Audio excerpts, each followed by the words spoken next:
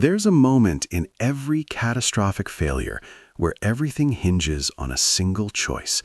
A fork in the road where one path leads to victory and the other to annihilation. For Nazi Germany, that moment didn't come at Stalingrad. It didn't happen on the beaches of Normandy or in the frozen hell of the Eastern Front. The decision that sealed Germany's fate was made much earlier, in the halls of power, inside the twisted mind of Adolf Hitler himself. And it wasn't a military blunder. It was something far more insidious, something that poisoned every strategy, every battle plan, every chance Germany had of winning the war. Most historians point to Operation Barbarossa, the invasion of the Soviet Union in June 1941, as the turning point. They argue that Hitler's megalomania drove him to fight a two-front war, stretching his forces too thin, bleeding his army dry in the Russian winter. Others claim it was the failure to invade Britain in 1940, allowing the Allies a foothold in Western Europe. Some say it was the Battle of Stalingrad, where the Wehrmacht lost an entire army and the myth of German invincibility shattered forever.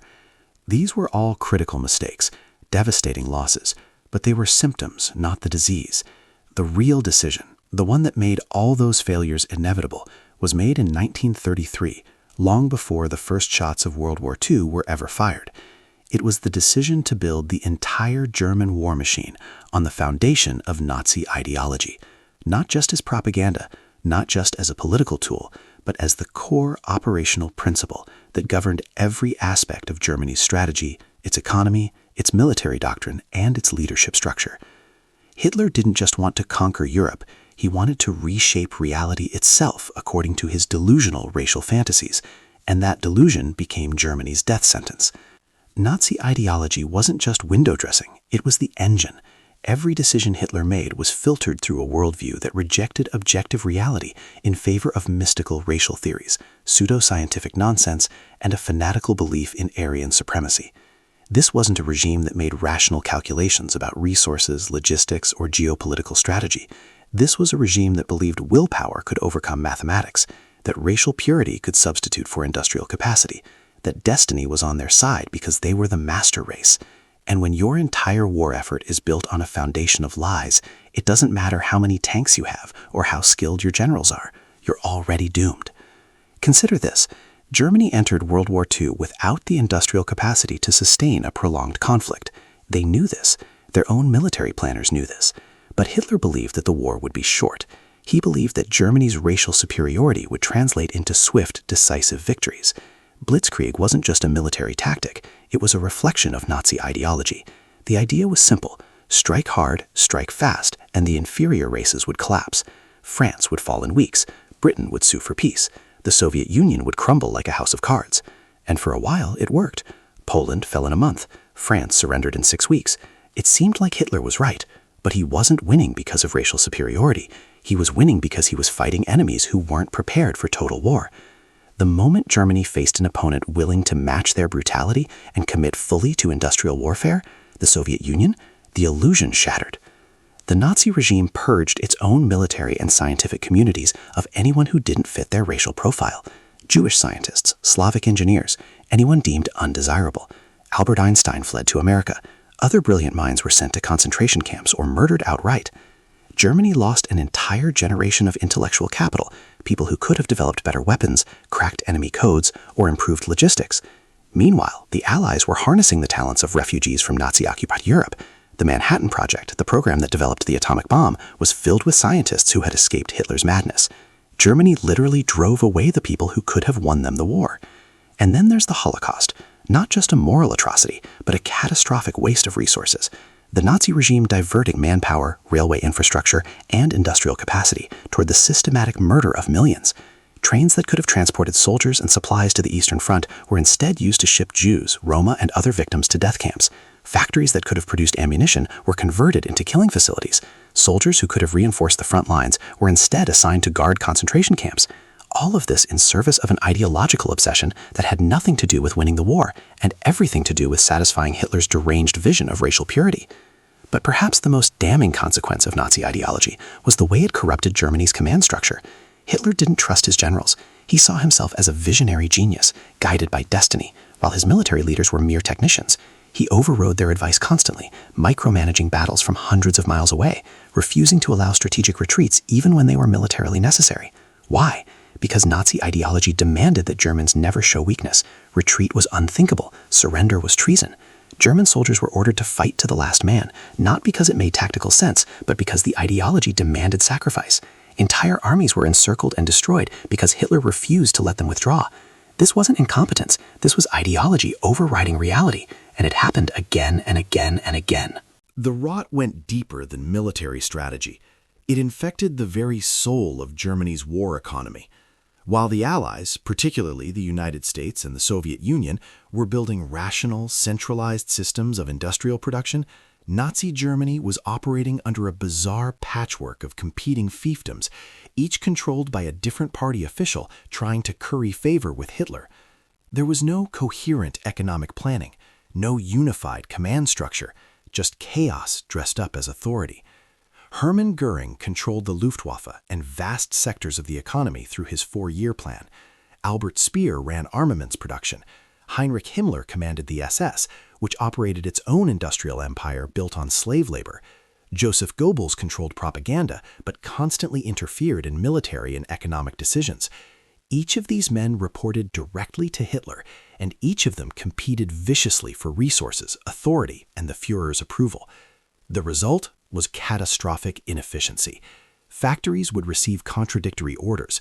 Resources would be allocated based on political connections rather than strategic necessity. Critical projects would be delayed or abandoned because they threatened someone's turf. This wasn't bureaucracy.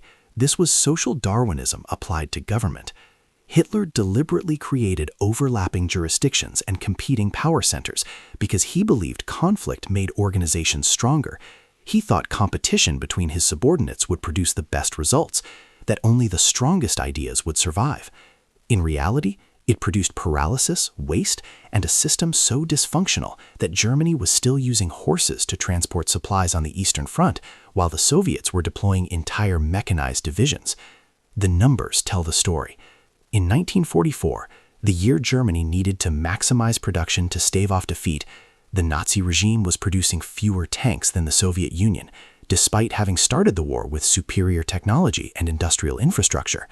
The Soviets were churning out T-34s by the thousands, simple but effective machines that could be mass-produced and easily repaired.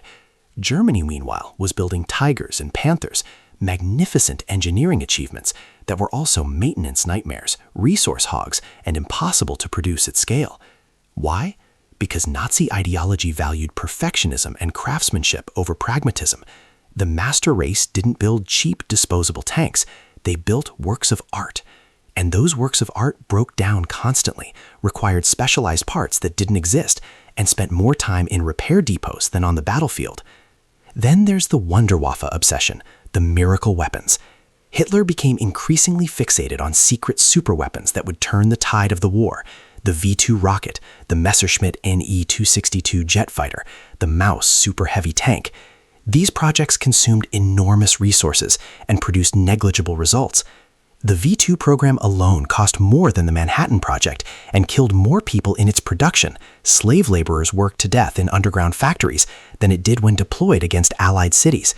It was a terror weapon disguised as military innovation, designed to satisfy Hitler's delusion that Germany could still win through technological supremacy and willpower.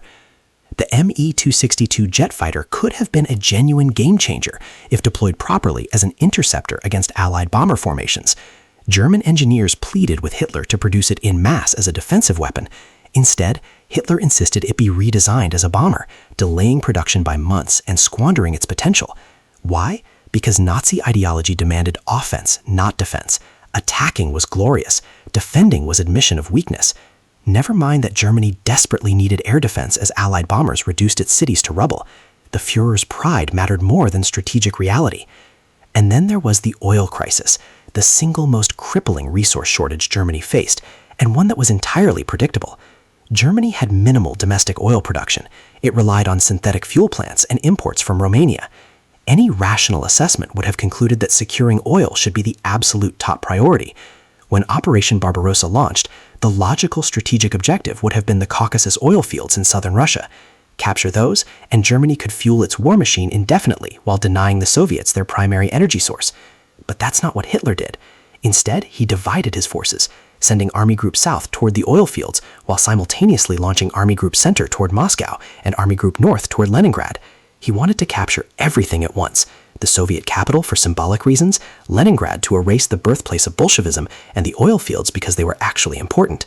This wasn't strategy, this was hubris.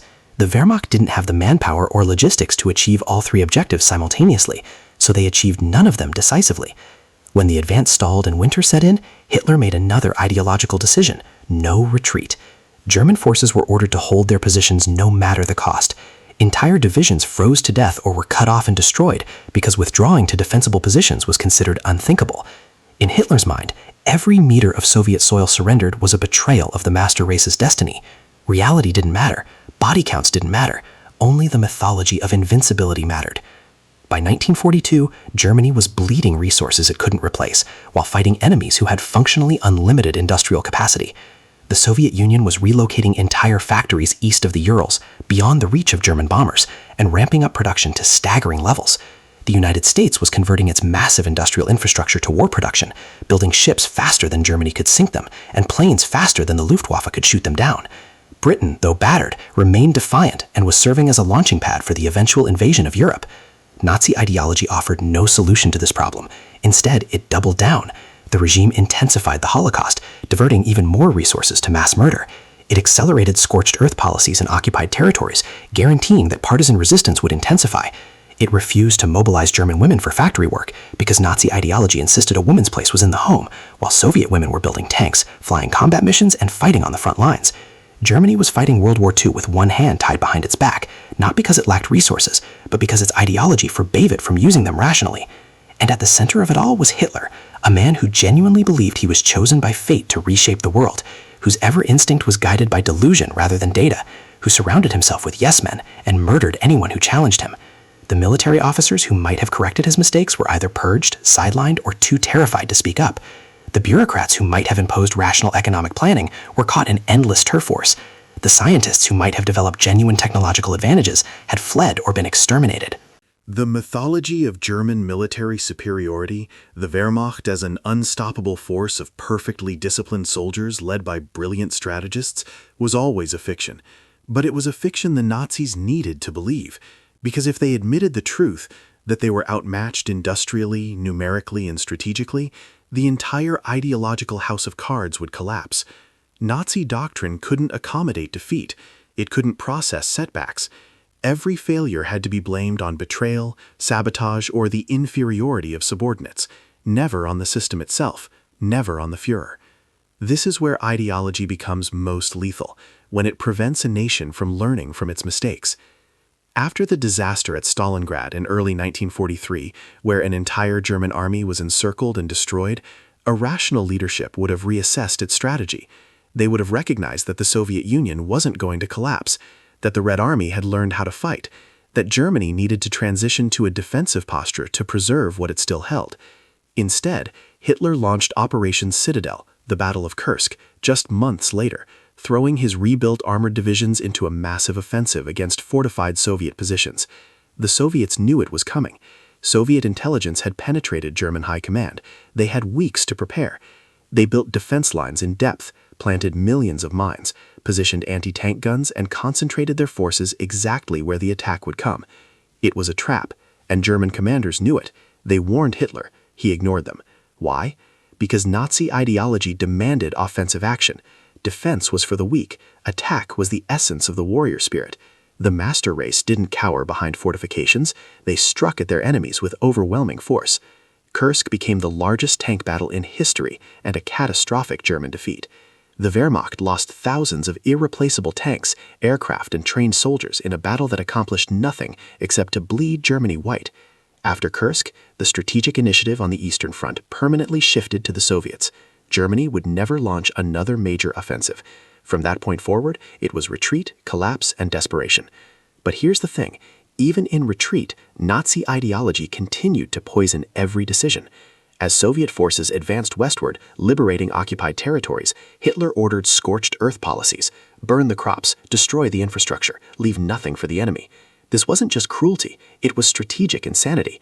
These were territories Germany had conquered and might theoretically recapture. Destroying them permanently eliminated any possibility of using their resources. But ideology demanded it. If Germany couldn't rule these lands, they should be rendered worthless. The same logic applied to Germany itself. As Allied forces closed in from both east and west in 1945, Hitler issued the Nero Decree, ordering the destruction of German infrastructure, bridges, factories, power plants, anything that might be useful to the occupiers. Albert Speer, who by this point had realized the war was lost, quietly sabotaged the order. But the fact that Hitler issued it at all reveals everything about the Nazi mindset. If the master race couldn't triumph, then the world itself deserved to burn. There was no thought of preserving Germany for the future, no consideration for the German people who would need to rebuild, only apocalyptic nihilism. This is the final stage of ideological collapse, when the ideology becomes suicidal, when defeat isn't just unacceptable, but incomprehensible, and the only response is to drag everything down into the abyss. Hitler spent his final days in the Führer bunker beneath Berlin, ranting about betrayal, ordering non-existent armies to counterattack, and blaming everyone but himself. He never admitted that his ideology was fundamentally flawed. He never acknowledged that his decisions had destroyed Germany.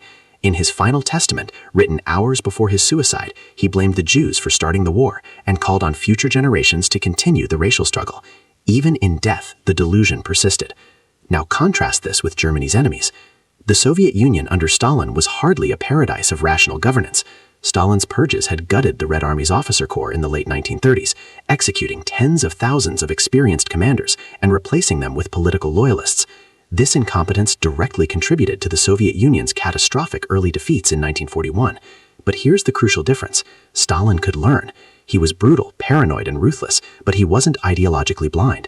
When his interference in military operations proved disastrous, he stepped back and let his generals, Zhukov, Rokossovsky, Konev, actually command.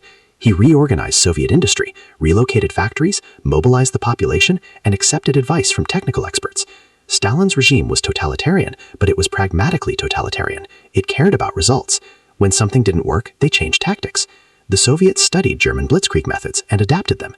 They learned combined arms warfare. They improved tank designs. They built better logistics systems. They were willing to sacrifice horrifically, losing over 20 million people, but those sacrifices were in service of strategic objectives, not ideological fantasies. The United States was even more pragmatic. American industrial might was the decisive factor in the war, but it wasn't just about raw production numbers. It was about efficiency, innovation, and flexibility. The U.S. standardized production, created interchangeable parts, trained workers rapidly, and continuously improved designs based on battlefield feedback. The Liberty Ship program could construct an entire cargo vessel in less than 5 days. American factories produced over 300,000 aircraft during the war. The logistics system could supply armies on multiple continents simultaneously. And critically, the United States empowered its scientists and engineers regardless of background. The Manhattan Project brought together physicists from across the world, including Jewish refugees who had fled Nazi persecution. The irony is almost too perfect. The people Hitler expelled as racial inferiors helped create the weapon that ensured the Allies' total victory. Germany could have had the atomic bomb first. They had the scientific talent, the infrastructure, and the resources, until ideology drove it all away. Britain, despite being bombed relentlessly and pushed to the brink of collapse, never surrendered. Churchill understood that wars are won through endurance, alliances, and morale as much as through military force. While Hitler alienated potential allies and treated conquered populations with such brutality that resistance movements sprouted everywhere, Churchill built a coalition. He courted the United States, maintained the alliance with the Soviet Union despite ideological differences, and inspired his people to keep fighting even when victory seemed impossible. Nazi Germany, by contrast, had no real allies, only satellites and coerced partners.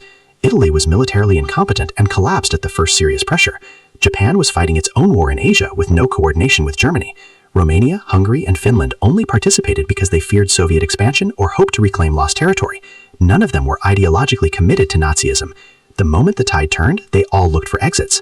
The ultimate irony of Nazi Germany's defeat is that the very ideology Hitler believed would guarantee victory was precisely what made victory impossible. Every advantage Germany possessed at the start of the war, superior military training, better equipment, tactical innovation, the element of surprise, was systematically squandered because the regime couldn't separate propaganda from reality.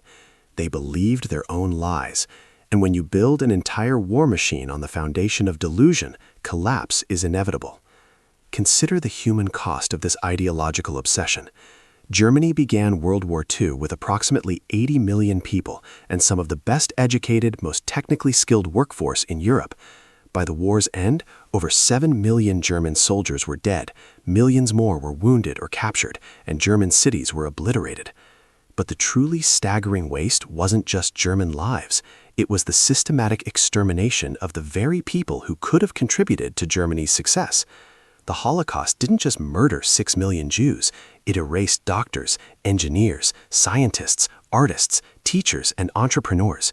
It destroyed entire communities that had been part of the fabric of European civilization for centuries. And for what? There was no strategic benefit, no military advantage.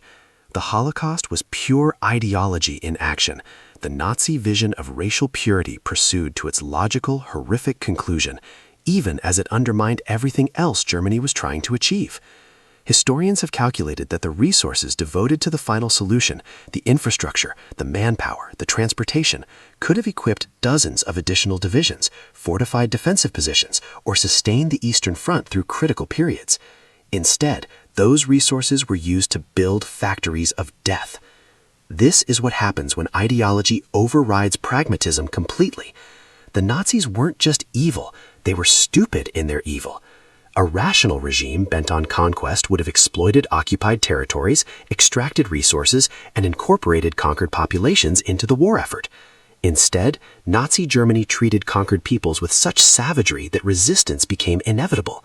Partisan movements in Yugoslavia, Poland, the Soviet Union, France, and elsewhere tied down hundreds of thousands of German troops who could have been deployed to the front lines. Every village burned, every civilian executed, every atrocity committed created more enemies and made occupation exponentially more costly. The contrast with other empires is instructive. The Roman Empire conquered vast territories and held them for centuries by offering citizenship, incorporating local elites, and allowing cultural diversity within a unified administrative framework. The British Empire, for all its exploitation and brutality, at least understood the need for local cooperation and selective development. Nazi Germany had no such pragmatism. Their vision was total. Either you were part of the master race, or you were slated for enslavement or extermination. There was no middle ground, no possibility of collaboration, no framework for sustainable occupation. This is why the Nazi Empire was always doomed to be short-lived. Even if Germany had won the war, a terrifying counterfactual, the regime would have eventually collapsed under the weight of its own contradictions. You cannot build a lasting civilization on genocide and slavery.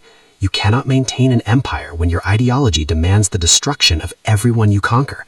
The Nazi vision of a 1,000-year Reich was a fantasy, not because of Allied military power, but because the ideology itself was unsustainable. Hitler's single greatest failure wasn't a military decision, it was his absolute refusal to compromise with reality. From the very beginning, he was warned by economists, by generals, by his own advisors that Germany lacked the resources for a prolonged war. They told him that invading the Soviet Union was suicidal. They explained that the Holocaust was draining resources needed for the war effort. They pleaded with him to listen to his generals, to adopt defensive strategies when offense was impossible, to prioritize practical weapons over fantastical superweapons. He ignored all of it. Why? Because Nazi ideology couldn't accommodate doubt. It couldn't process complexity. It reduced every problem to a question of will.